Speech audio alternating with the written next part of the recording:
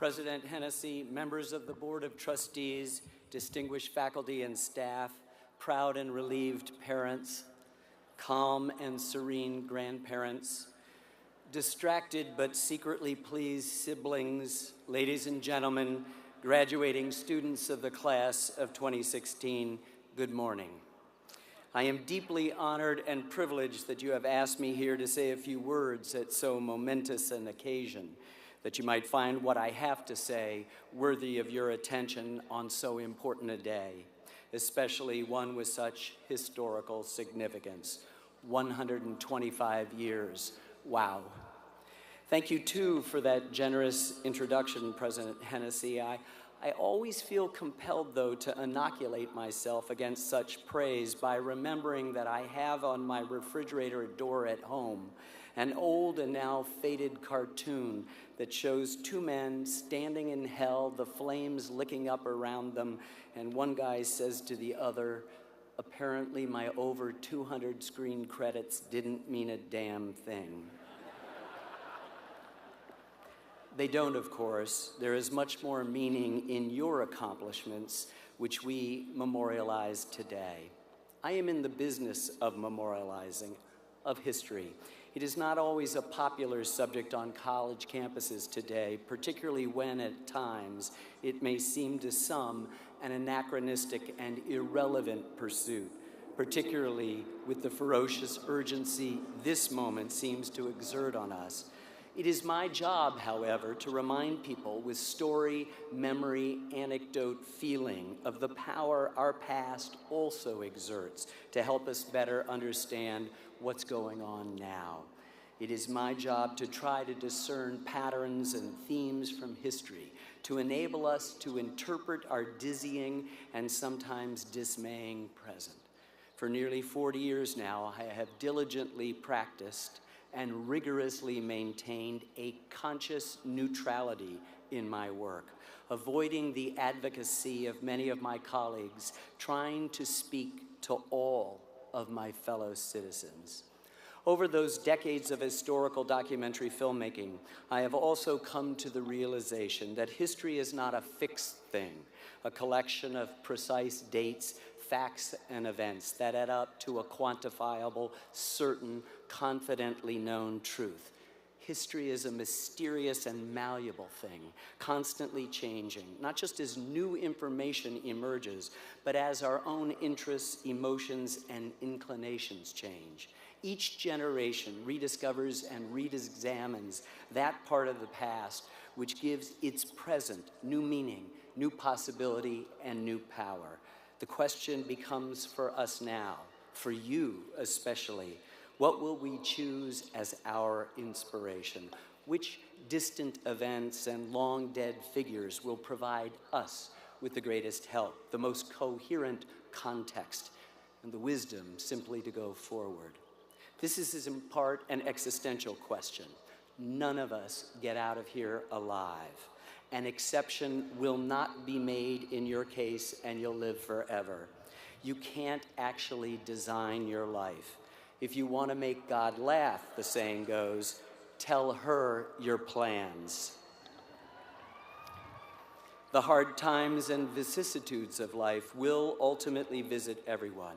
You will come to realize that you are less defined by the good things that happen to you, your moments of happiness and apparent control, than you are by those misfortunes and unexpected challenges that in fact shape you more definitively and help to solidify your true character, the measure of any human value. You, especially, know that the conversation that comes out of tragedy and injustice needs to be encouraged, emphasis on courage. It is through those conversations that we make progress. A mentor of mine, the journalist Tom Brokaw, recently said to me, "What we learn is more important than what we set out to do." It's tough out there, but so beautiful too, and history, memory, can prepare you. I have a searing memory of the summer of 1962 when I was almost 9, joining our family dinner on a hot, sweltering day in a tract house in a development in Newark, Delaware, and seeing my mother crying. She had just learned, and my brother and I had just been told, that she would be dead of cancer within 6 months. But that's not what was causing her tears. Our inadequate health insurance had practically bankrupted us, and our neighbors, equally struggling working people, had taken up a collection and presented my parents with 6 crisp $20 bills, $120 in total, enough to keep us solvent for more than a month. In that moment, I understood something about community and courage, about constant struggle and little victories.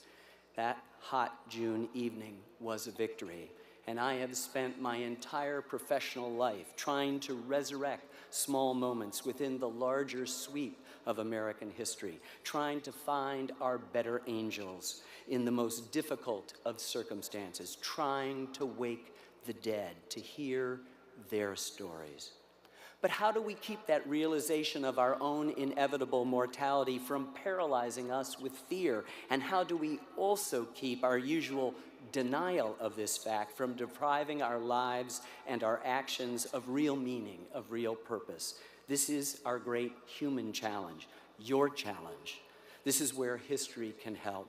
The past often offers an illuminating and clear-headed perspective from which to observe and reconcile the passions of the present moment, just when they threaten to overwhelm us. The history we know, the stories we tell ourselves, relieve that existential anxiety, allow us to live beyond our fleeting lifespans, and permit us to value and love and distinguish what is important. And the practice of history, both personal and professional, becomes a kind of conscience for us. As a filmmaker, as a historian, as an American, I have been drawn continually to the life and example and words of Abraham Lincoln. He seems to get us better than we get ourselves. 158 years ago, in mid-June of 1858, Abraham Lincoln, running in what would be a failed bid for the United States Senate, at a time of bitter partisanship in our national politics, almost entirely over the issue of slavery, spoke to the Republican State Convention in the Illinois State House in Springfield. His political party, the Republican Party, was brand new, born barely 4 years before, with one single purpose in mind: to end the intolerable hypocrisy of chattel slavery that still existed in a country promoting certain unalienable rights to itself and the world. He said, "A house divided against itself cannot stand. A house divided against itself cannot stand." 4.5 years later, he was president, presiding over a country in the midst of the worst crisis in American history, our Civil War, giving his annual message to Congress, what we now call the State of the Union. The State of the Union was not good. His house was divided. But he also saw the larger picture. The dogmas of the quiet past are inadequate to the stormy present. The occasion is piled high with difficulty, he said, and we must rise with the occasion. As our case is new, we must think anew and act anew. We must disenthrall ourselves, and then we shall save our country. And then he went on, "Fellow citizens, we cannot escape history. The fiery trial through which we pass will light us down in honor or dishonor to the latest generation. We say we are for union. The world will not forget that we say this. We know how to save the union. In giving freedom to the slave, we assure freedom to the free, honorable alike in what we give and what we preserve. We shall nobly save or meanly lose the last best hope of earth. You are that latest generation he was metaphorically speaking about. And you are, whether you are yet aware of it or not, charged with saving our union. The stakes are slightly different than the ones Lincoln faced. There is not yet armed rebellion, but they are just as high. And before you go out and try to live and shape the rest of your life, you are required now to rise, as Lincoln implored us, with the occasion. You know, it's terribly fashionable these days to criticize the United States government, the institution Lincoln was trying to save, to blame it for all the ills known to humankind. And my goodness, ladies and gentlemen, let's be honest, it has made more than its fair share of catastrophic mistakes. But you would be hard-pressed to find in all of human history a greater force for good. From our Declaration of Independence to our Constitution and Bill of Rights, from Lincoln's Emancipation Proclamation and the 13th, 14th, 15th, and Women 19th Amendments, to the Land Grant College and Homestead Acts, from the Transcontinental Railroad and our national parks, to child labor laws, Social Security, and the National Labor Relation Acts, from the GI Bill and the Interstate Highway System, to putting a man on the moon and the Affordable Care Act. The United States government has been the author of many of the best aspects of our public and personal lives.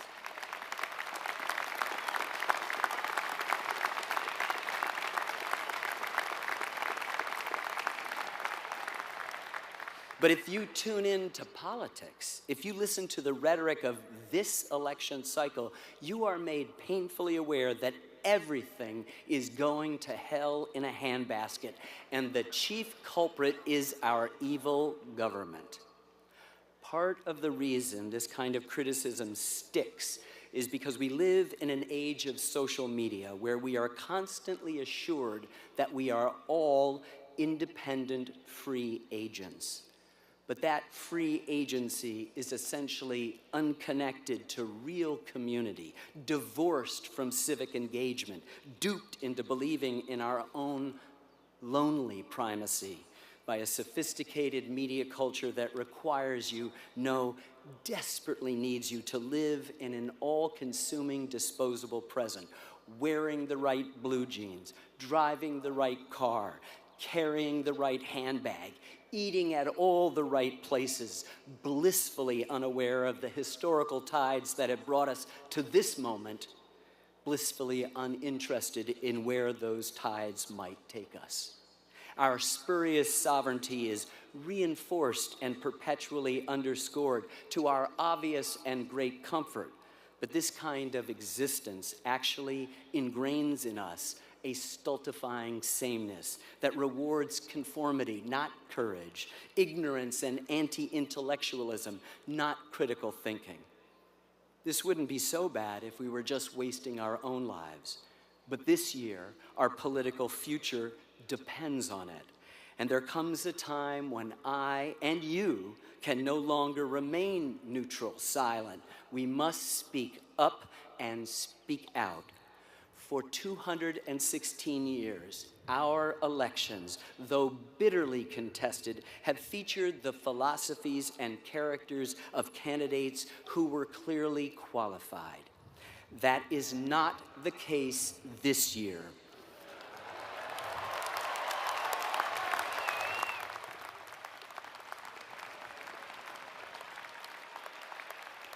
One is glaringly not qualified. So before you do anything with your well-earned degree, you must do everything you can to defeat the retrograde forces that have invaded our democratic process, divided our House, to fight against, no matter your political persuasion, the dictatorial tendencies of the candidate with zero experience in the much maligned but subtle art of governance.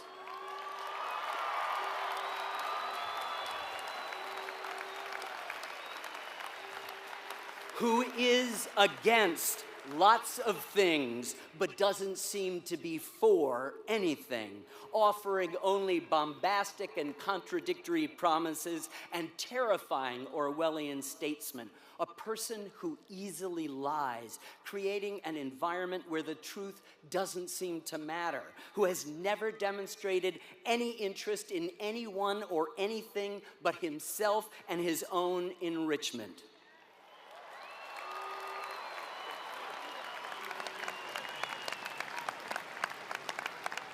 Who insults veterans, threatens a free press, mocks the handicapped, denigrates women, immigrants, and all Muslims, a man who took more than a day to remember to disavow a supporter who advocates white supremacy and the Ku Klux Klan.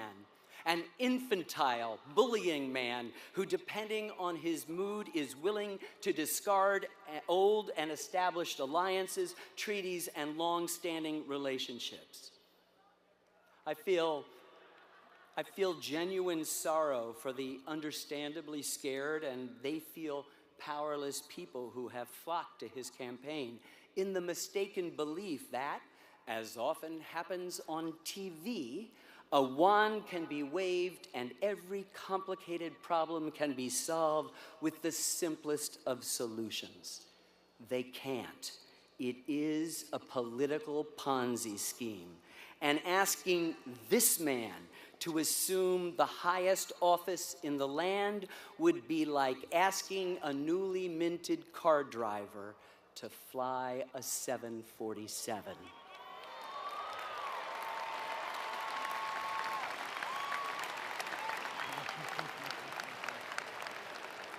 As a student of history, I recognize this type. He emerges everywhere and in all eras. We see nurtured in his campaign an incipient proto-fascism, a nativist, anti-immigrant know-nothingism, a disrespect for the judiciary, the prospect of women losing authority over their own bodies, African Americans again asked to go to the back of the line, voter suppression gleefully promoted, jingoistic saber rattling, a total lack of historical awareness, a political paranoia that predictably points fingers, always making the other wrong.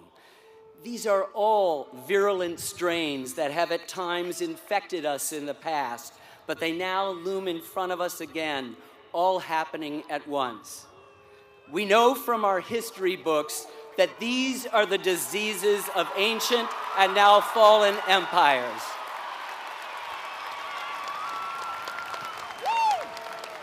We know from our history books that these are the diseases of ancient and now fallen empires. The sense of commonwealth, of shared sacrifice, of trust, so much a part of American life is eroding fast, spurred along and amplified by an amoral internet that permits a lie to circle the globe 3 times before the truth can get started. We no longer have the luxury of neutrality or balance or even bemused disdain. Many of our media institutions have largely failed to expose this charlatan, torn between a nagging responsibility to good journalism and the big ratings a media circus always delivers. In fact, they have given him the abundant airtime he so desperately craves, so much so that it has actually worn down our natural human revulsion to this kind of behavior. Hey, he's rich, he must be doing something right. He's not. Edward R. Murrow would have exposed this naked emperor months ago. He is an insult to our history. And do not be deceived by his momentary good behavior. It's only a spoiled, misbehaving child hoping somehow to still have dessert.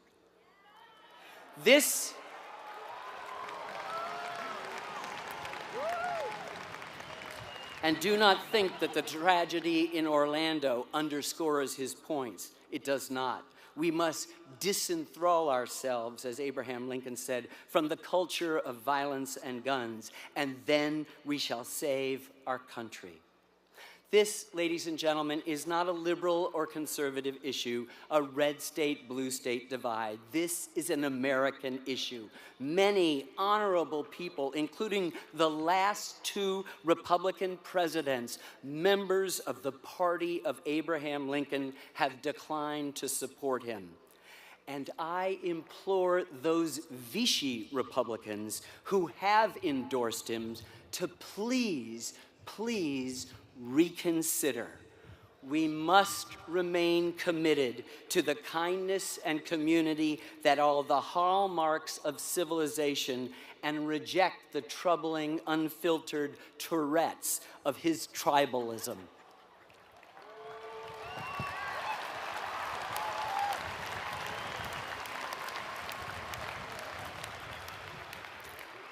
The next few months of your commencement, that is to say, your future, will be critical to the survival of the Republic.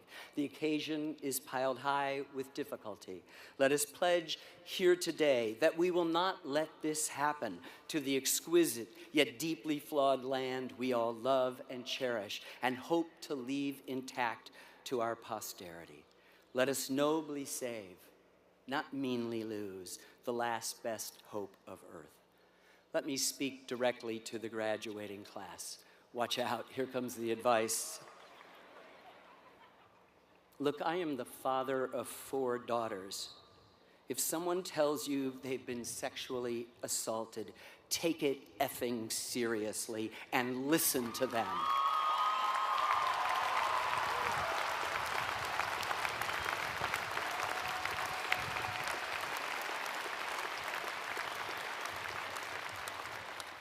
Maybe someday we will make the survivor's eloquent statement as important as Dr. King's letter from a Birmingham jail. Okay, try not to make the other wrong, as I just did with the presumptive nominee. Be for something. Be curious, not cool. Feed your soul, too, every day. Remember, insecurity makes liars of us all, not just presidential candidates. Don't confuse success with excellence. The poet Robert Penn Warren once told me that careerism is death. Do not descend too deeply into specialism either. Educate all of your parts. You will be healthier. Free yourself from the limitations of the binary world. It is just a tool, a means, not an end. Seek out and have mentors. Listen to them.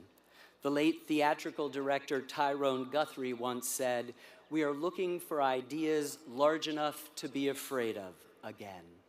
Embrace those new ideas. Bite off more than you can chew. Travel. Do not get stuck in one place. Visit our national parks. Their sheer majesty may remind you of your own atomic insignificance, as one observer noted, but in the inscrutable ways of nature, you will feel larger, inspirited, just as the egotist in our midst is diminished by his or her self-regard. Insist on heroes and be one. Read. The book is still the greatest man-made machine of all. Not the car, not the TV, not the smartphone.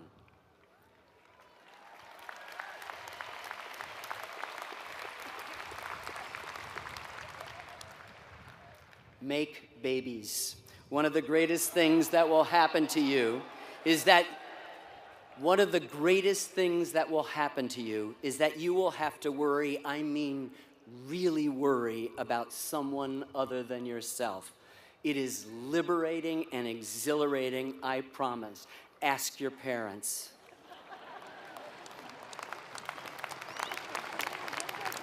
Do not lose your enthusiasm. In its Greek etymology, the word enthusiasm means simply God in us.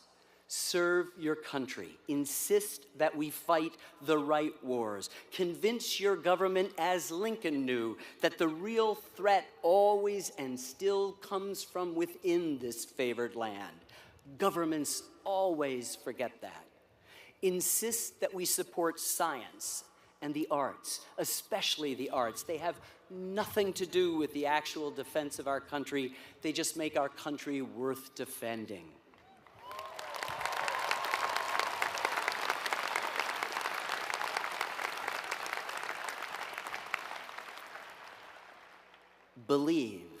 Believe, as Arthur Miller told me in an interview for my very first film on the Brooklyn Bridge, believe that maybe you too could add something that would last and be beautiful.